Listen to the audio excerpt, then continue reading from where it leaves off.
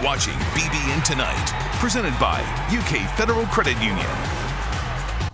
Welcome back into BBN Tonight. Happy to be joined now by our friend, the voice of the Wildcats, Tom Leach. And Tom, let's just get right into it. Kentucky football has added another transfer to its secondary. Zion Childress from Texas State played QB and wide receiver in high school, so not a ton of time at defensive back, but he has shown a lot of versatility, lining up basically wherever he was needed. Should add some quality depth at safety and nickel, something that Kentucky needed after losing Vito Tisdale to an ACL injury. Tom, what do you think about this new DB? Can't hurt. I mean, he's played college football. He's played at the highest level, not at the SEC, but I mean he's played in this division, and he is solid stats.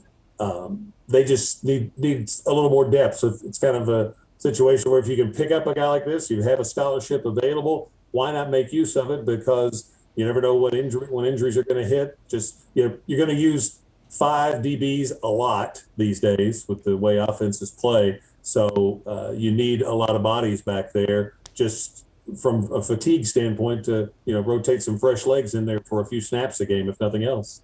Yeah, you talk about depth. He's the third transfer in the secondary. The Cats recently also added Keidron Smith, who's a proven SEC cornerback from Ole Miss. And then earlier this spring, they added a D2 transfer in Jordan Robinson from Livingstone College. How do you feel about where the secondary is now as we enter this summer period, especially compared to maybe where things were a couple months ago when everyone and their mom was saying, okay, I'm a little worried about the secondary here, Tom. How have you seen this change?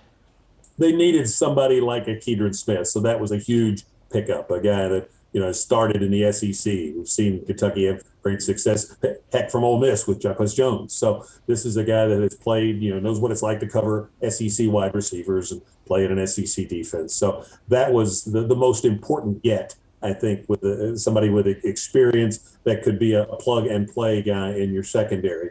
Now, the other guys are, they've just bolstered their depth.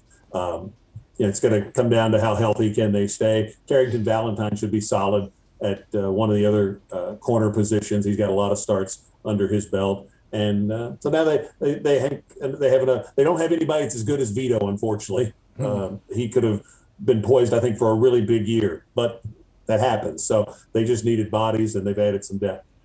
Tom, let's move to the NFL. Rookie camps took place over the weekend, and several Wildcats got their first practices as pros under their belt. Lions fans were a bit nervous when Detroit announced that they had signed all of their draft picks except for Josh Paschal. But no worries, they were just working through some details there. He showed up at camp ready to learn a new defense for the first time since he arrived at UK. Here he is.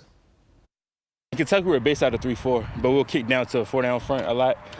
It's different as far as scheme-wise here, but of course Coach Wash is getting us right. Coach Cam, again, that's right as far as technique-wise. For example, for a 3-4 front in Kentucky, it's more a react attack. So you would read the blocks first, and here is just attacking. And then Luke Fortner is also focused on learning the new offense in Jacksonville, but he says thanks to the pro scheme at Kentucky, there were a lot of similarities. Listen to this. I think the minute you can understand the plays from more than one position, it becomes easier all around, and just being able to be on the line at any position and either helping guys or being helped at a different position. I mean, it goes miles for learning the playbook and being ready to be in on game day. 1,000% I see plays and I'm like, oh, I've done that. I know what it is, just a different name, and just getting the terminology down. And obviously it's, way more complex than anything we did at Kentucky, but at the core it's very similar, and it's nice to fall back on. Luke went on to call Liam Cohen a, quote, freaking genius. And that's coming from Luke Fortner. I know, right? From a guy who's got so many degrees, right? Almost everyone at UK. And he really credited the pro-style offense for getting him noticed by the NFL. Tom, we think most of these guys have a pretty good shot at making their respective rosters, but a common theme throughout is how their time at Kentucky prepared them for the next level. It's a real testament to what Coach Stoops and company are doing, right? Yeah, I even think the free agents landed in good spots to have a great opportunity to make rosters. And, yeah, I think that has to be part of Coach Stoops and Coach Marrow's pitch in recruiting. You got Brad White on the defensive side. You got Coach Gangarello now, Coach Cohen before him on the offensive side, guys that are teaching you NFL types of offenses and defenses, terminology, work ethic, all of those things. They've coached in that league where these players aspire to be.